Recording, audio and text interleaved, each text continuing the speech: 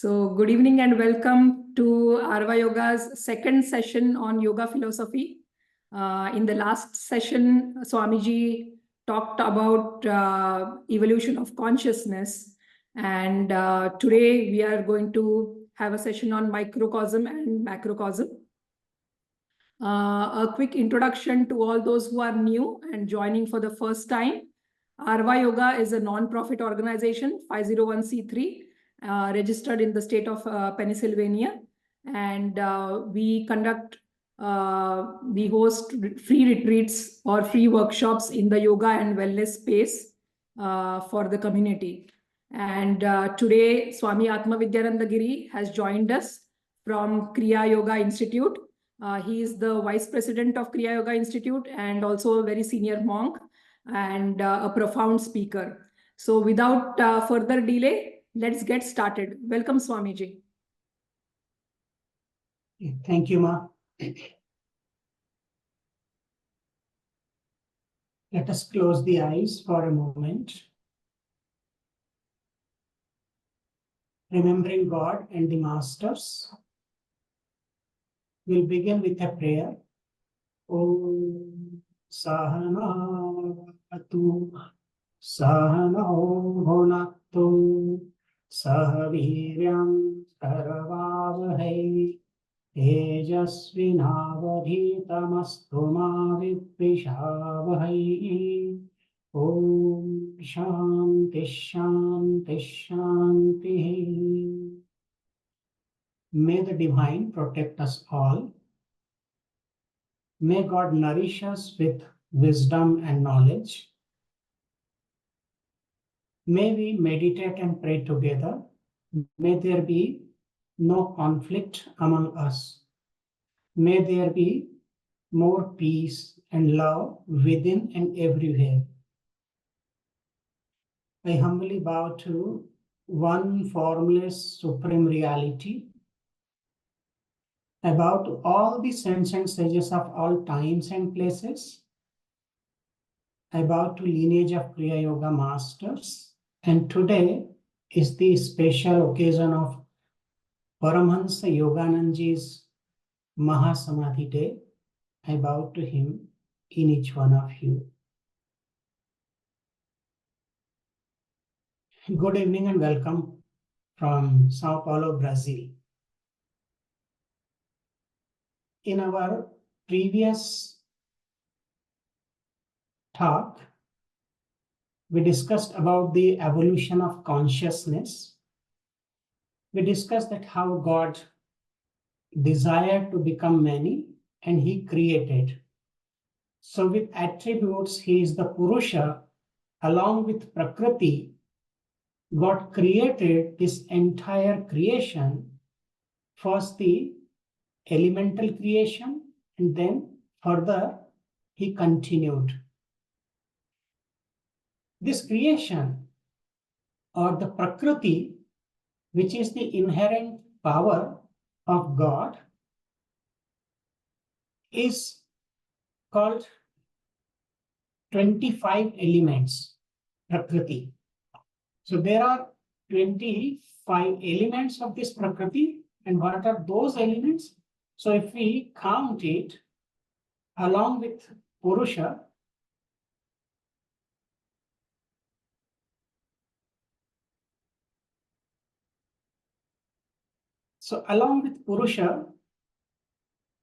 the Prakriti itself has 24 elements. There are 5 gross elements, then 5 sense organs of perception, 5 sense organs of action, and 5 tanmatras, the sense perceptions, including 4 inner instruments like mind, memory, intellect, and ego. So these 24 elements plus Purusha is the 25 elements of Prakriti or God. We can say this creation. Now, this creation, if you read the Bhagavad Gita, in the 7th chapter, 7th verse, there is description about this Prakriti when Lord is telling that mattah parataram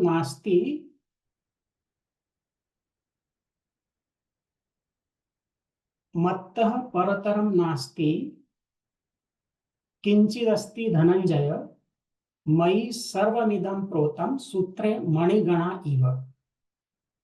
He says that Arjuna, O conqueror of wealth, there is no superior truth to me. Everything rests upon me as pearls are strung on a thread. So, in the entire creation, each and every living being or whatever exists, it is all strung on a thread, just like in a rosary. There are beads, and these beads are connected with the rosary. So that is the sutra. Like that, in all the living beings, God is like the sutra or the thread, which is keeping everything together. If we talk about this Prakriti, on the microcosmic level, the universe we see outside when it is manifested, and macrocosmic level is the individual level. So if we see, the macrocosm is Purusha and Prakriti together, and the Purusha is the soul when it is manifested at microcosmic level. So there's a pair, like Purusha is compared with the soul, both are formless, and Prakriti and the body, they are having a form. So Purusha and soul both are infinite, but Prakriti and body both are finite. Purusha or soul, they are immortal, they are beyond birth and death, beyond modification, and we can say they are transcendental.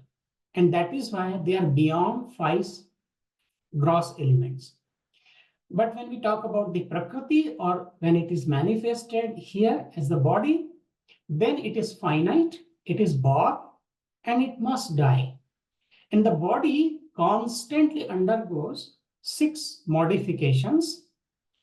And this body or the external Prakriti or the nature, we experience through our 5 sense organs, because they are all composed of 5 sense elements. When we talk about the microcosm and macrocosm, question is that whatever we see today, it is all visible, it is all manifested. But before that, where this Prakriti was? So the question is, this Prakriti was already with God. In Bhagavad Gita, again it is said, it is in the 2nd chapter and 28th verse, where it is said that Avyaktadini bhutani vyakta madhyani bharata avyakta nidhananyeva tatra ka paridevana. All created beings are unmanifest before the birth.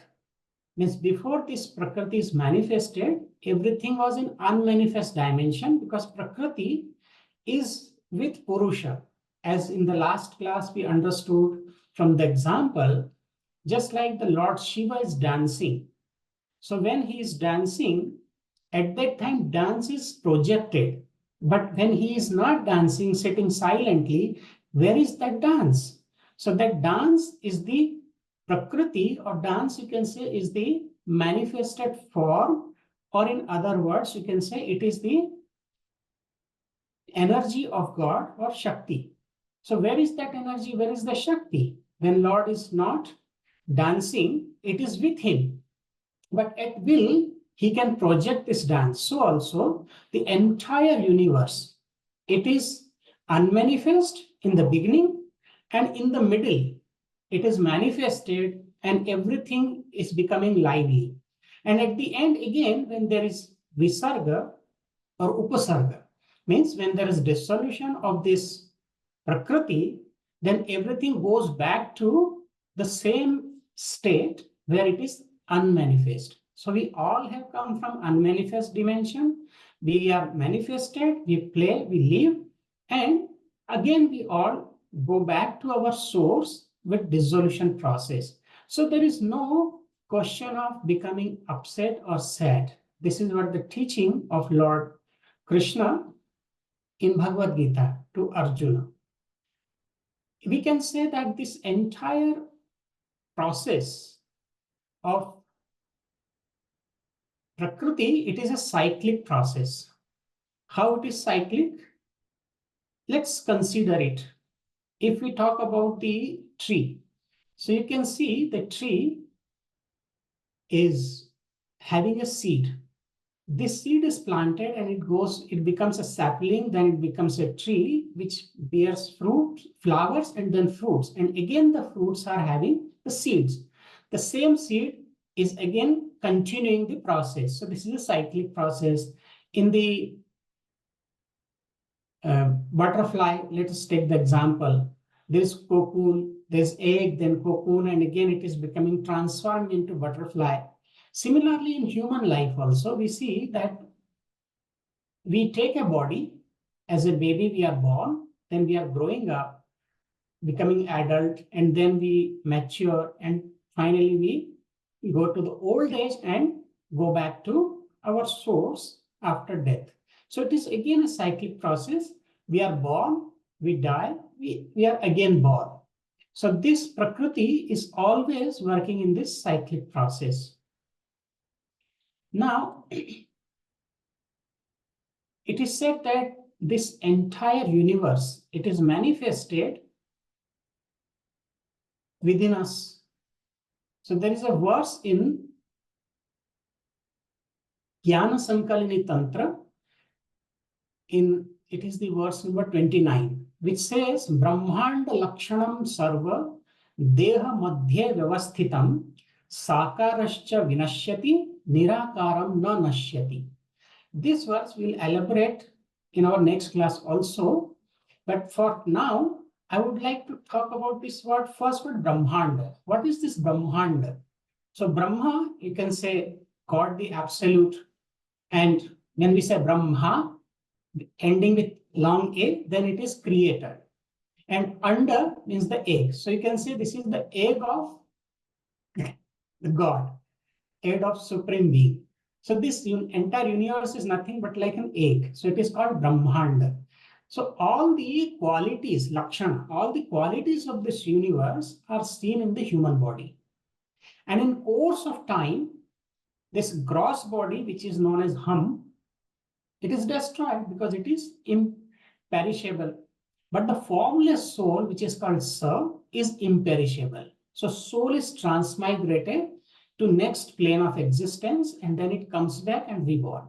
So each human being is like a miniature universe. They are like a prototype. So if we think about this word Brahmanda, what exactly is Brahmanda? So here comes the macrocosm. So let's understand first this macrocosm. Brahmanda, we can say that first is the supreme reality. We can say this is total existential reality. So what is that total existential reality? It is, we call it Brahman, God the Absolute. And there are four cosmic planes. One is the subtlest, or you can say the after Brahman is the Turiya state, which is known as transcendental or metaphenomenal. Then causal or potential, Swaha. Then subtle, which is called psychical or Bhuva. And gross, it is the physical or Bhu. So these four cosmic planes are there. Let's understand these four. What does it mean? So total existential reality is called Sat Chit Ananda. That is what we call Brahman or God.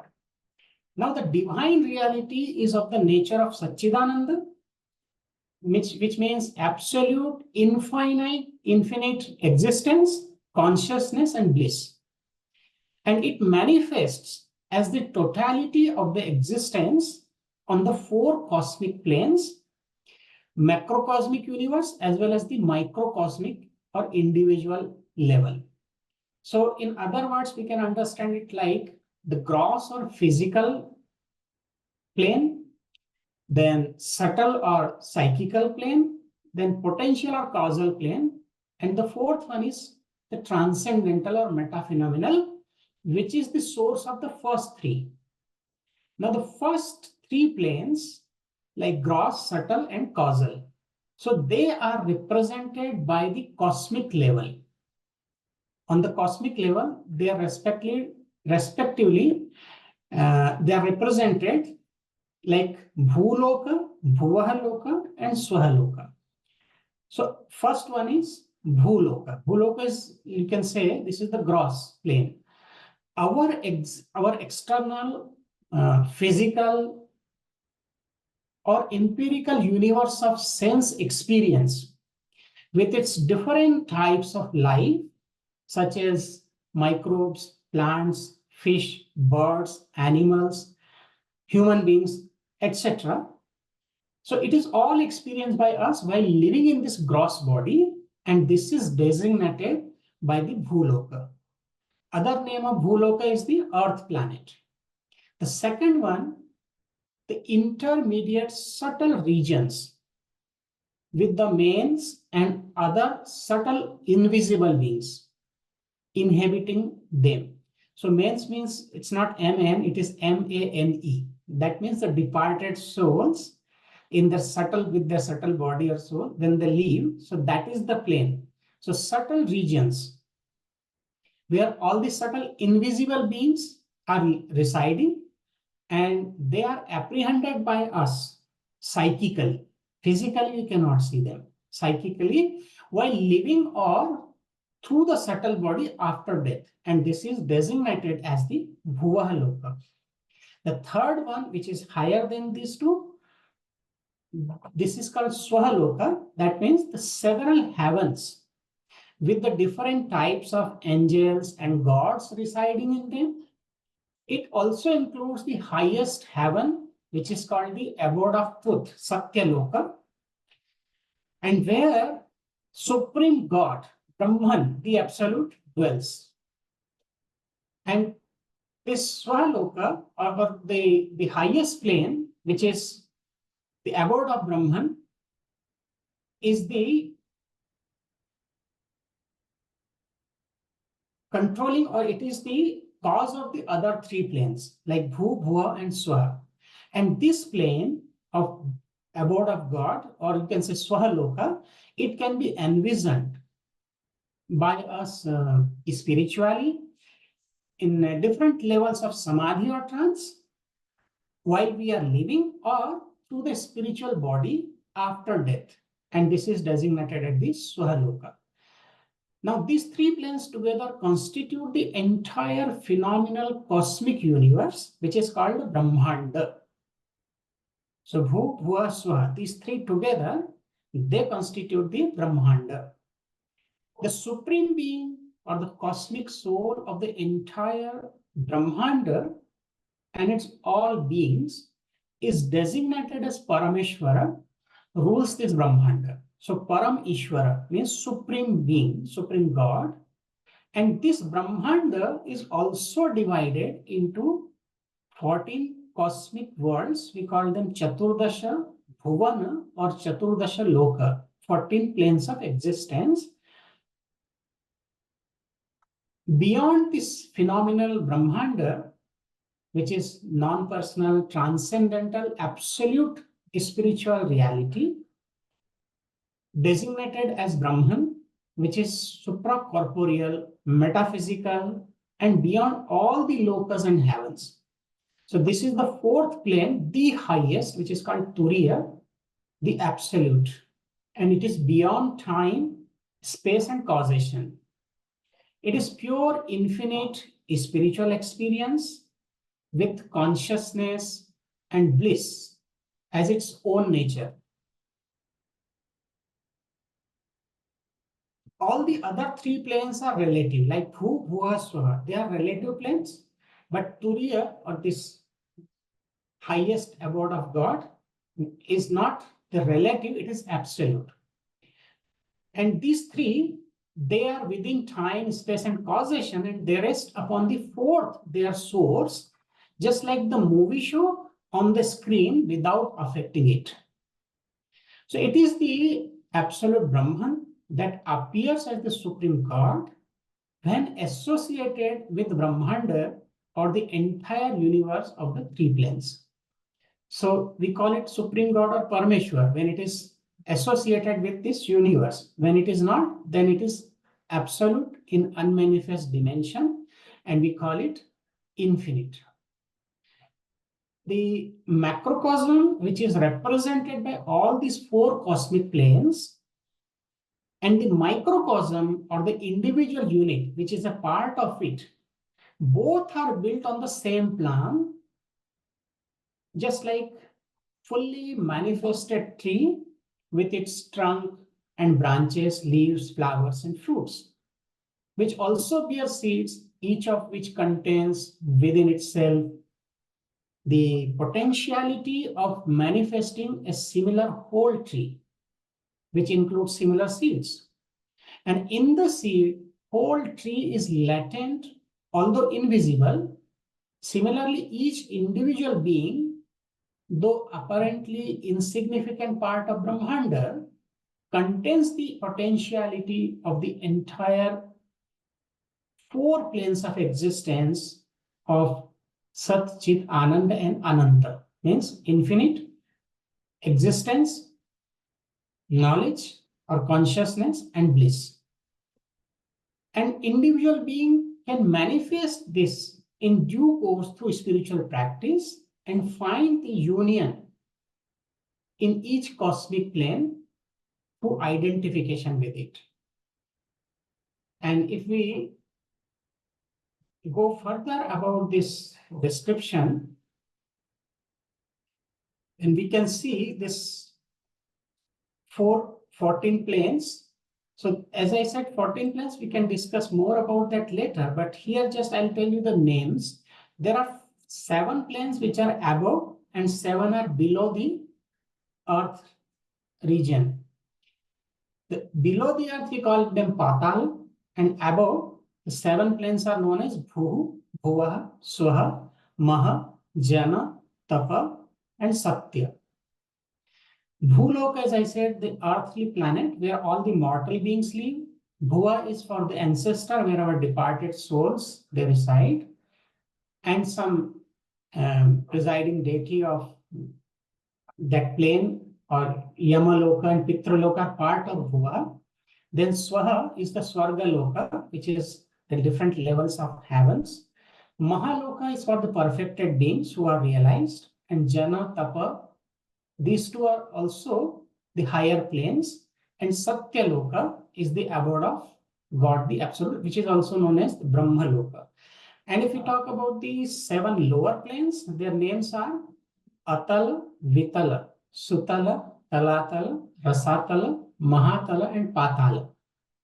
Now these 14 planes, they are also in the human body, which we will discuss later. But if we think about this components of microcosm. Macrocosm, we understood the 3 planes plus the highest plane, which are represented by the Bhu, Bhuva, Swaha, and then Turiya, the transcendental. Now, if we talk about the microcosm at the body level, there are 3 components of microcosm. So, the body, its constituents, which are connected with the state of awareness, and what are the qualities. So we can say this body or microcosm, it's a gross body. And what is this gross body? It is 5 sense organs of action, 5 sense organs of perception. So through the gross body, 5 sense organs of action and 5 sense organs of perception. This is our first component of microcosm. I'm not talking about the constituent of the body, but it is just the components. The first component, the gross body, which is having 5 sense organs of action and perception.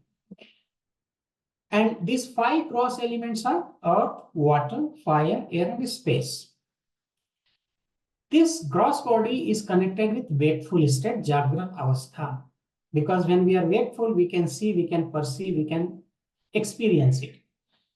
But the quality of this gross body that it has to go through 6 modifications constantly, which are known as it exists, it is born, it grows, it changes, it decays, and then finally dies. So these are 6 modifications of the human body. Then the second component of microcosm is subtle body and sensory perceptions. The subtle body, it has also 5 pranas are part of it, as well as the mind, memory, ego, and intellect. So these 4 inner instruments and pranas are part of this second component of subtle body and sensory perceptions. This component is related to dream state, and it is the instruments for the experience of pleasure and pain, because mind and memory both are involved. So whatever we experience in the form of good or bad, pleasant or unpleasant, it is through this second component. And then third component on the microcosmic level is the soul, which is consciousness. These 3 are together in this body. The soul is beginningless, and soul is connected with the causal state, or you can say transcendental state of awareness. And it is in the form of ignorance of reality, because once we spiritually progress and we identify ourselves with Supreme Being, then only we remove this ignorance. And the quality of soul is Sat Chit Ananda, same as God the Absolute has. But soul is unchanging reality. The body is constantly changing, but soul is unchanging reality. Now, further, if you think about this entire universe, including this microcosmic and macrocosmic level, so in the Vedantic text, Drak Drashya Viveka, there is verse number 20. It speaks about the quality of this entire universe as Asti Bhati Priyam Nama Rupa Chaityansha Panchakam Adritrayam Brahma Rupam Jagad Rupam Tatodvayam. So these are the 5 qualities, the group of 5 constituents. What are they? Asti. Asti means exist. Asti is related to Sat. Then Bhati. Bhati means shining. It is from root word Bha, which is related to Chit, consciousness. Then Priya. Priya means dear or attractive, and it is related to Ananda. Then 2 qualities are Nama and Rupa. So Nama is name, Rupa is form. So name and form. So among these 5, Adyatrayam, the first three, Asti, Bhati, Priya, they are related to Sat, Chit, Ananda. They are related to, or they are dealing with the Brahman or the soul. And the other 2, which is name and form, they are related to the world, outside world, or you can say the body, Prakriti. So 3 are related to Purushan, 2 are related to Nama and Rupa related to Prakriti. So this is Asti Bhati Priyam Nama Rupa Cha Iti Ansha Panchakam. This human body is compared with a chariot, because now we are talking about the microcosmic level. So here, if you consider this body, which has 3 components, but also this is a beautiful, there's a beautiful analogy in Katha Upanishad, which is the mantra in the first book, 3rd canto, mantra number 3 and 4. It speaks about Atmanam Rathinam Vidhi, Shariram Yat Rathamevatu, Buddhim tu Sarathim Vidhi, Mana Pragrahamevacha. We should understand this body is like a chariot. You'll say, why chariot? Because in the ancient time, when the wisdom was revealed, or these mantras were revealed to the saints and sages, at that time there were no cars. There were only chariots. So he compared with the chariot. So body is like a chariot, and soul is the master of the chariot. Soul is the owner. And who is the charioteer? chariot driver is the buddhi or intellect or reason. And the manah pragrahamevacha means the mind is the bridle or reins. So mind is compared with the bridle and soul is the chariot, owner of the chariot. But who is driving this chariot, body chariot? It's not the mind. Mind is only the bridle. But who is the real driver? Is the intellect. And then next mantra in Kathopanishad it says, Indriyani hayanayuhu Vishyan's teshu gocharan Atma Indriya Manoyuktam Bhokta iti ahu manishina. Then further it says the senses are like the horses. We have 10 sense organs, 5 sense organs of action, 5 sense organs of perception. So these are like 10 horses. And these horses, where they are running, Vishayans Teshu Gocharan. They are running on the road or the path. They are moving on the path. And what is the path? Sense objects. So these senses, they are continuously running towards the sense or objects of this world to enjoy them. And then Atma Indriya Manoyuktam. So, and one who is united with self, mind, and the senses is the enjoyer. This is what the wise people say. So, who is really enjoying? When we say we enjoy anything in this world, any sense object, let's say the apple, if you want to eat apple, so who is really enjoying apple? Is it the sense organ or is it the mind? But truly speaking, it is the soul with the help of mind and the sense organs is getting this enjoyment. Although soul is beyond all experiences, but soul is enjoying when it is united with mind and the sense organs. This is a beautiful analogy. Just think in our daily life or in our spiritual life, what are we doing? Normally, these 10 horses, like sense organs, they are continuously running or moving on these roads, which are the sense objects. And they are not in our control. They're not regulated. And that is the reason that we are finding it difficult.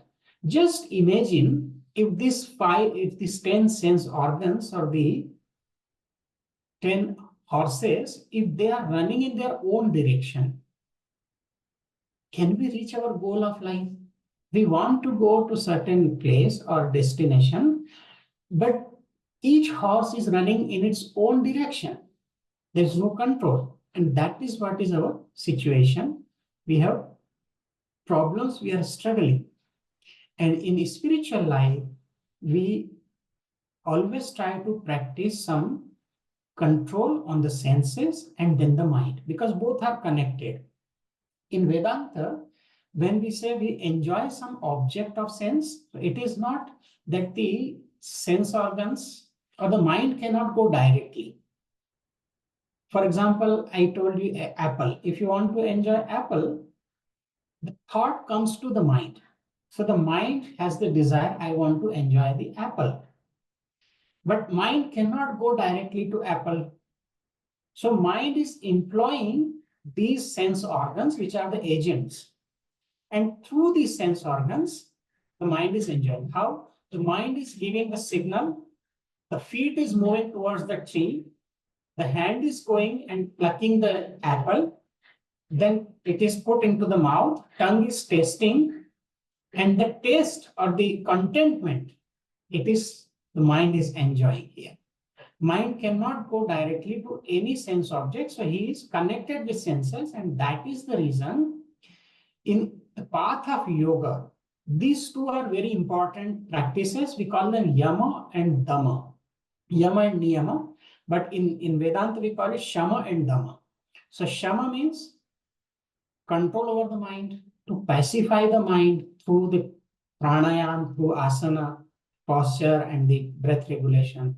And dhamma means to control the sense organ with some discipline. So for that also, we practice some asana or the postures, or some mudras. So these Dhamma and Shama, they are correlated. If we can control the sense organ, then automatically we get control over the mind. I'll give an example. Suppose in the practice of yoga, there is a technique. The name of this technique is called Khechari Mudra, in which the tongue, which is always moving out, means extrovert, we roll it back and try to push it inside the uvula. So this technique, which is called Khechari Mudra, is the practice of controlling the sense organ called tongue. Now, tongue has dual effect, like two functions, to speak and to taste the food.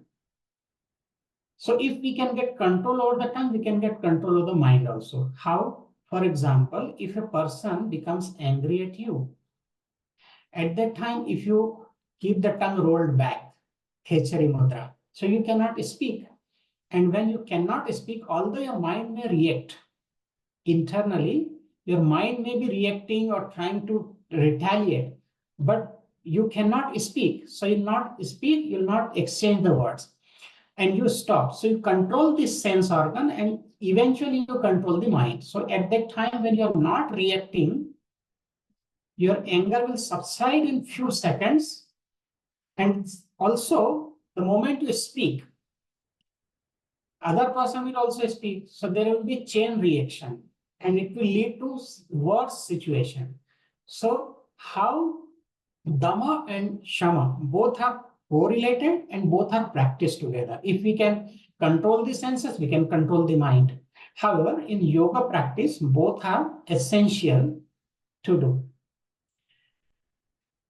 This mind, memory, intellect, and ego, which is also the part of our subtle body, these four are the inner instrument. We call them Antahkaran Chatushtya.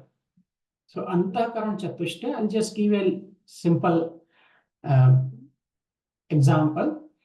Mind, intellect, memory, and ego. So just to understand what are the constituents or what is the definition, because mind and intellect, memory, sometimes we get confused which is really functioning or what is what. So let me tell you, mind, as per the Vedanta, the definition of mind is Sanshayatmakam Manaha. Mind is a doubting faculty. Mind is doubting faculty. So that which is creating doubt. For example, if you came to attend this talk, so you had a choice. You could have attended this talk online, or you can see it recorded later on, and you could go to a party or you could attend some other important work. So when the mind is telling, should I do or should I not? So this is the function of mind, to create doubt or create confusion. It does not give clarity. The second faculty, which is called intellect or buddhi, Nishayatmika buddhi. What is intellect? The faculty which helps us to take decision. Now you have choice, you have some options. Another definition of mind is Sankalpa Vikalpatmakaha Mana. So Sankalp and Vikalp, there are two functions. Sankalp means to take a resolve. For example, I will do this. I will go to attend this program. So this is Sankalpa. And what is Vikalpa? Vikalpa, one meaning is alternative.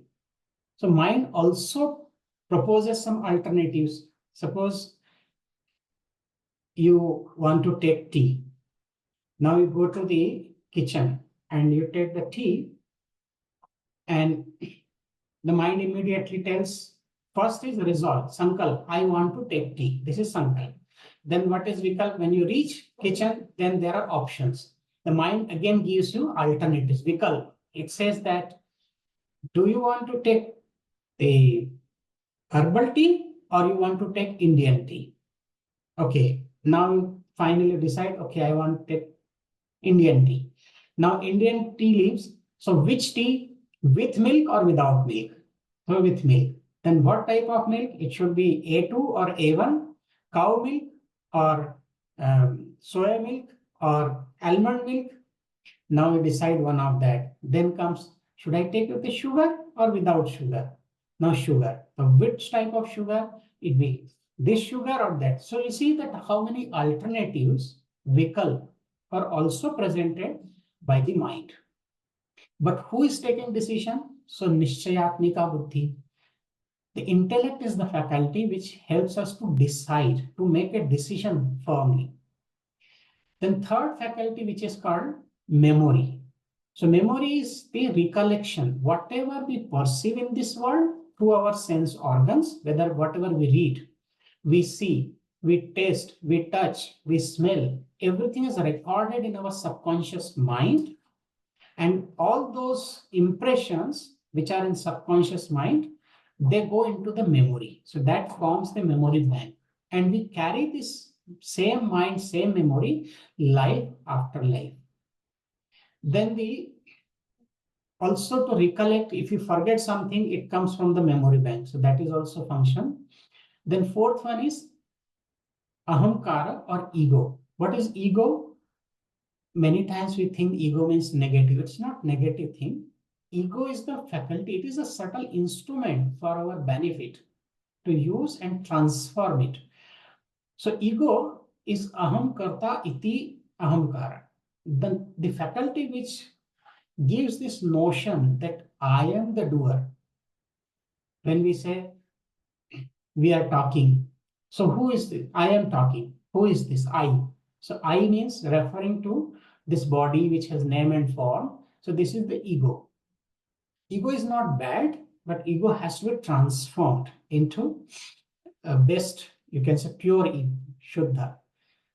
However, so these are the four: mind, memory, intellect, and ego. They are the part of subconscious level which are associated with our subtle body. And this microcosm, now this microcosmic level, it is not just the body and mind, but also the senses, and whatever we perceive, whatever experiences we have, all these three are involved on our day-to-day basis. When we talk about this body, so body has the 6 modifications. Body, it goes through constant change. The first thing is said, as we discussed in the previous slides, asti, body is existing. Then body is born, jayate, vardhate, viparinamate, apakshiyate. So 6 qualities. The first thing is existing. The body is existing. You'll say that, how can it exist? Yes, before we are born, the body is existing in mother's womb. So it is existing. The second is born. The body is born. Third is body is growing. Then it becomes mature, because after a certain period of time, body does not grow more. If you see in that childhood, and then as we go towards the adulthood, the body is constantly growing in height, in weight, etc. But after a certain period of time, like after the age of 20 or 25, then it does not grow. If your height is 5 feet 5 inches, then it remains as it is. You cannot make it more. Then this body is decaying. There's degeneration, because as we grow older, then body also degenerates. And finally, this body dies. So this is a complete cycle, because the Prakriti is the body compared with the body is constantly changing with respect to the soul. Soul is unchangeable. So when it is constantly changing, nothing is permanent. And this is what the experience we have to get through our spiritual practice or yoga. In path of yoga, what we understand, we have to discriminate what is real and what is unreal, what is permanent, what is impermanent. And then this theory, which is part of Vedanta, we apply into daily life. That is path of yoga. So yoga and Vedanta, they go together. Vedanta is theoretical aspect and yoga is the practical aspect of the teachings. So constant change, and this body is known as Kaya. Kaya, it is very interesting. There are many different names of this body, and each name is derived from Sanskrit root word. So, for example, some of them I can tell you, like Kaya. Kaya, ka ayati iti kaya. Ka means happiness. So, that which brings happiness. Through this body, we get happiness. We feel happiness. That's why it is known as Kaya. Then it is known as Sharira. Shiryam, Shiryamana means that which is degenerating constantly is body. This body is also known as a Ghata. Ghata is the pot. This body is like a pot.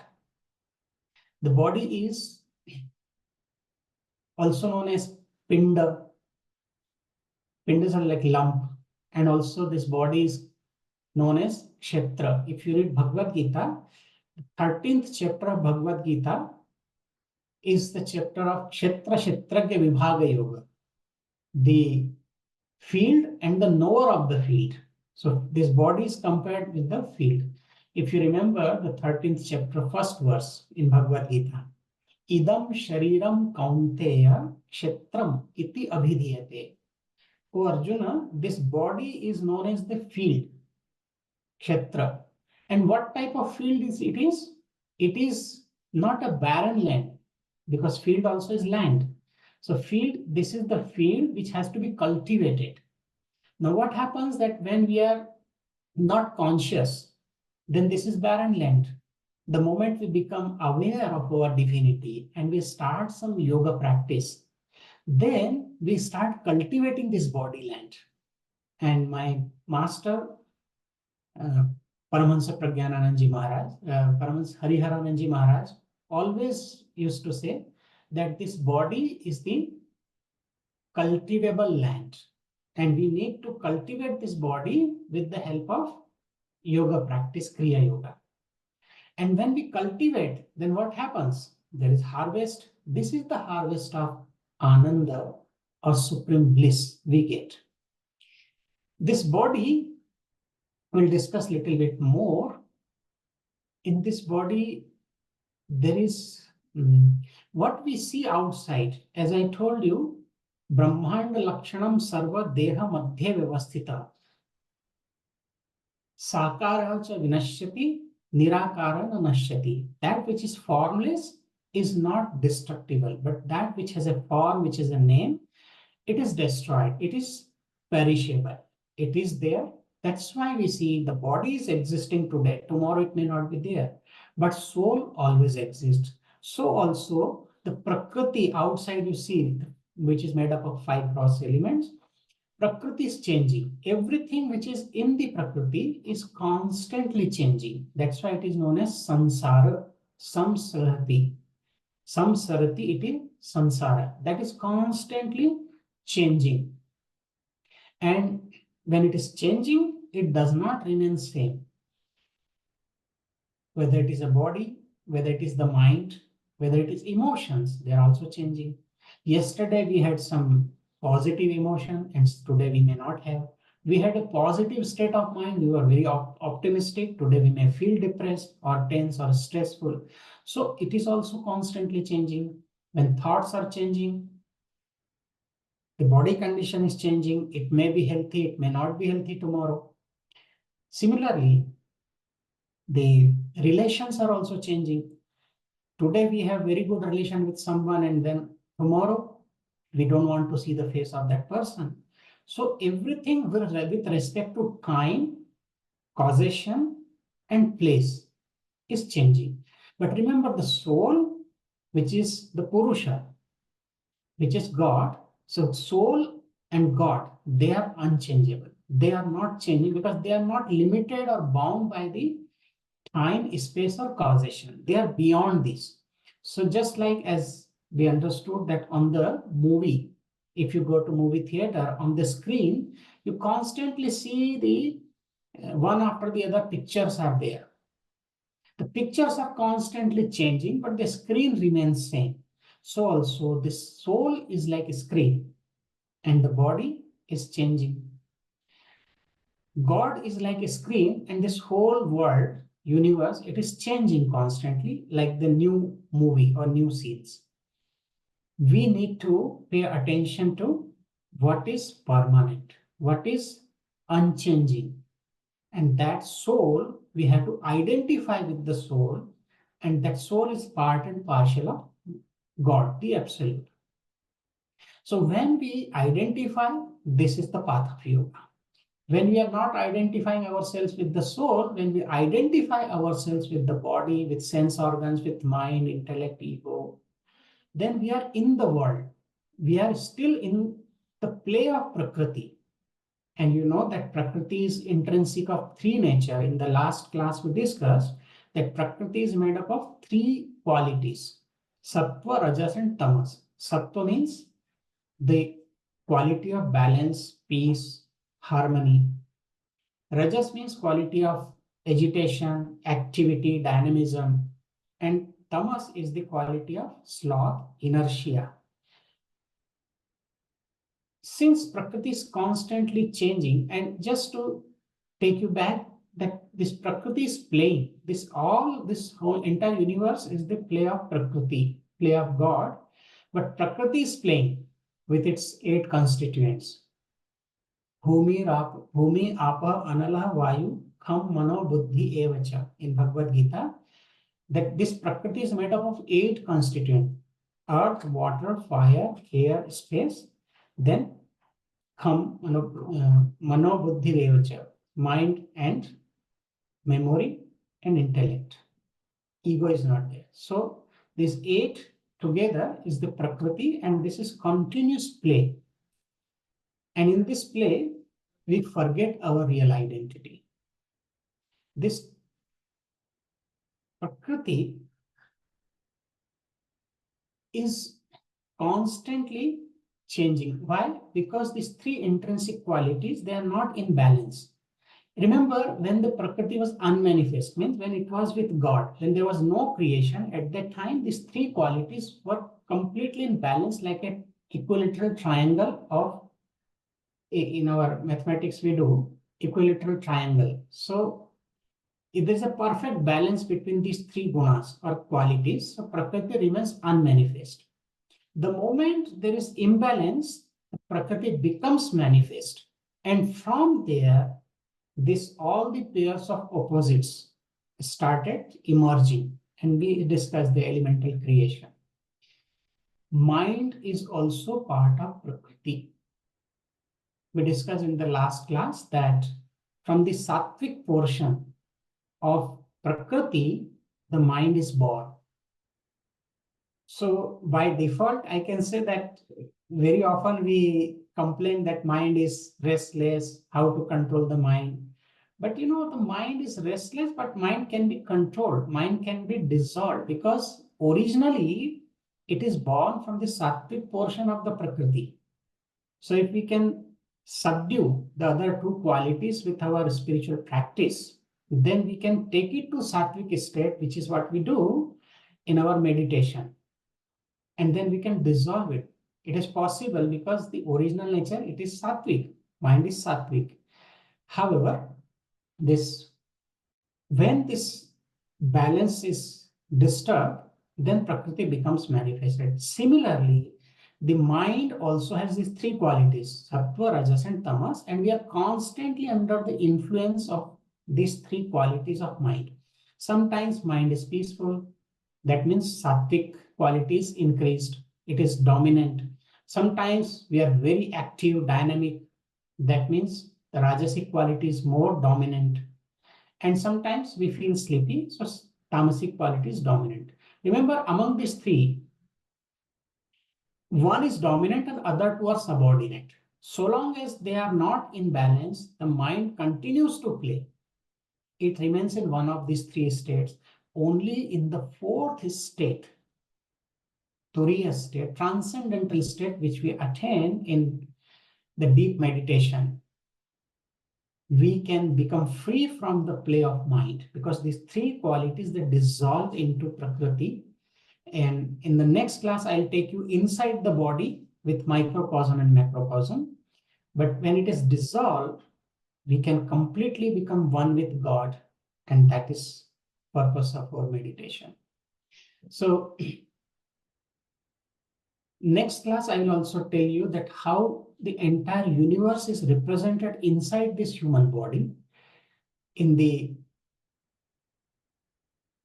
another yogic text, which is called Gheranda Samhita, there is a text which is called, there is a verse in the first chapter, 8th verse. It speaks about this body. It says, Amakumbha ivam bhasto jiryamana sada ghataha yoga nalena sandaya ghata shuddhim samacharet. This body is like unbaked clay pot. It is called ghata, clay pot. And you know, if you take a clay pot and you want to keep water inside, and if it is not baked, it will melt away. But the same pot, when we are baking in the fire, it becomes strong and we can keep water into that.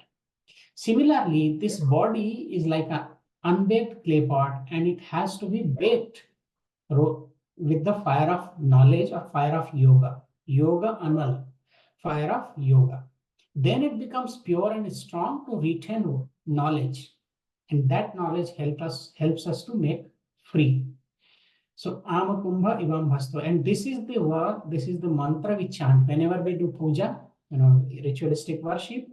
So when we install a kalasha in ritualistic worship, you will see a metallic pot is installed on the dais with the deity. And in that, we invoke all the cosmic powers.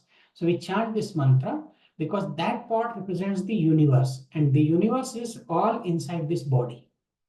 So let this pot, our body, be baked into fire of yoga. So finally, we understand first the macrocosm, the 4 cosmic planes, Bhu, Bhuva, Swaha, and the transcendental, which is the source of all these 3. And then when we come to microcosmic level, the Prakriti which is manifested around us in different names and forms, the same Prakriti which is compared with this body. And this body has to be made strong by practice of yoga. So in the path of yoga, we practice some asana, some pranayama, some mudras. So all these help us to be free from this notion that I am the body, because we have to identify with the soul, our real source, and meditation slowly takes us to that state. So yoga nalena sandhya ghata shuddhim samacharet. Let us purify this body with all the yoga practice. This microcosm and macrocosm, it just helps us to see the similarity, because they are on the same plan. Whatever is there, the same you can put it here on the microcosmic level. The moment we understand our microcosmic level, and then slowly we start going within, then we can connect this microcosm with macrocosm. And once they are together in union, that is the state where it is dissolved in perfect union. In meditation, we experience that. In Paravastha, we go to that state, that this body is completely, we become free from the body consciousness as if it does not exist. Yes, momentarily, but with our continuous practice, deeper state we achieve, and then finally we become one with God. However, this is just for our understanding. And in the next class, I will take you deeper into the metaphor of this microcosmic level. Remember, the entire universe is represented inside this body, every single thing. So we'll go into more detail that how the stars and planets, the oceans, mountains, and the poles, they are inside the body. Not only the body, but 3 levels again. The body, the brain, and even the cell. Even in the cell, it is there. So we'll go into more detail for the next time, and we'll discuss on the topic, the universe within, which is connecting the microcosm and macrocosm. I'm happy to talk to you today, to spend some time on the occasion of Mahasamadhi of Paramahansa Yogananda Ji. Let us meditate deeply. Let us practice yoga and transform our life and attain the goal of our life, self-realization. Praying for all of you. Om Sarve Bhavantu Sukhinah, Sarve Santu Niramayah, Sarve Bhadrani Pashyantu, Ma Kaschit Dukkha Bhag Bhavet. Om Shanti Shanti Shanti. May all become happy and healthy, loving, noble and generous. May there be no suffering or sorrow. May there be more love, peace and harmony among us and in this entire creation. I bow to living presence of God in each one of you. Om. Amen. Thank you all, and thank you, Shraddhama, for organizing the talk. Thank you, Baba. Yes. It was a thank you so much. It was very profound session, and I hope everyone is taking advantage of this. And we are very grateful to Swamiji for making time for us. So if anybody has any questions, you can post them in the chat or raise your hand. Okay, I see Nalini Baba. Nalini Baba, you can unmute to ask your question. You are muted.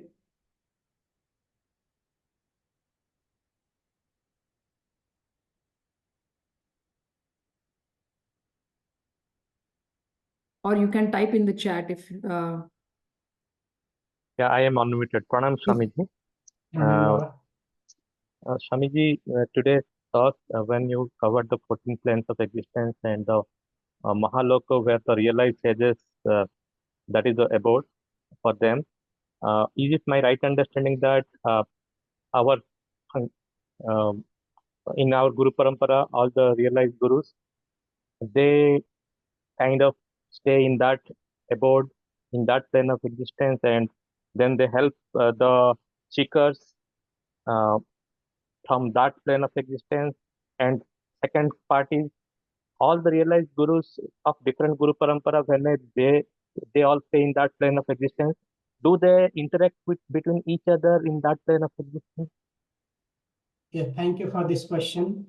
Baba, just put it in a simple way. When we leave this physical body, so the soul leaves the body.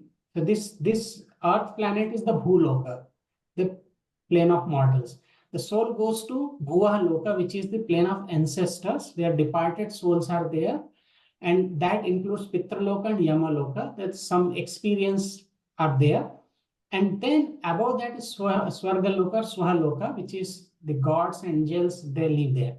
So the soul goes there. Also, if the soul is realized, if the person is realized, means attain the highest summit, like in our path we call Nirvikalpa Samadhi, then it is going to Mahaloka. Mahaloka, all the perfected beings are there. Then from there it also ascends to Mahaloka, Janaloka. Then from Janaloka to Tapaloka, the soul center. Then Satyaloka, the abode of God. So if the person is realized, it from Swaloka, it goes to Mahaloka. If person is not realized, then from Mahaloka, he goes to Mahaloka, having some experiences, like depending on virtues, and then the soul is reborn and coming back to the earth planet, Bhuloka. And all the realized master, whether they belong to any organization, any path, once they are realized souls, they all are in the Mahaloka, Janaloka, or Tapaloka. The Satyaloka is complete dissolution.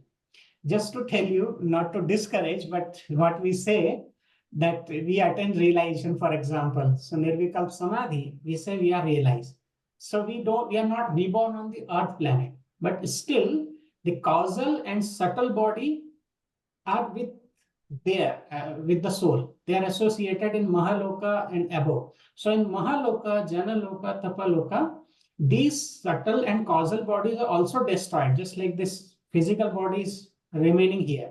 and they dissolve those bodies, and the soul is completely merged into divinity. So meditation continues in other planes of existence.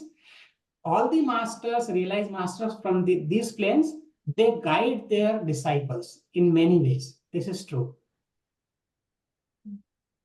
Thank you so much. Very If you want to know more about this, there is a complete series on YouTube. I had given 6 talks on mystery of death. In that, I have covered these in much detail. It is all from Chandogya Upanishad. Thank you so much, Swamiji.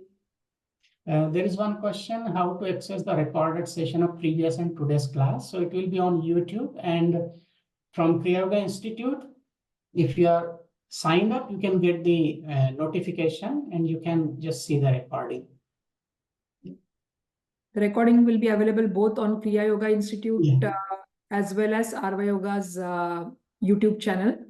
And we will also send it to those who have registered later.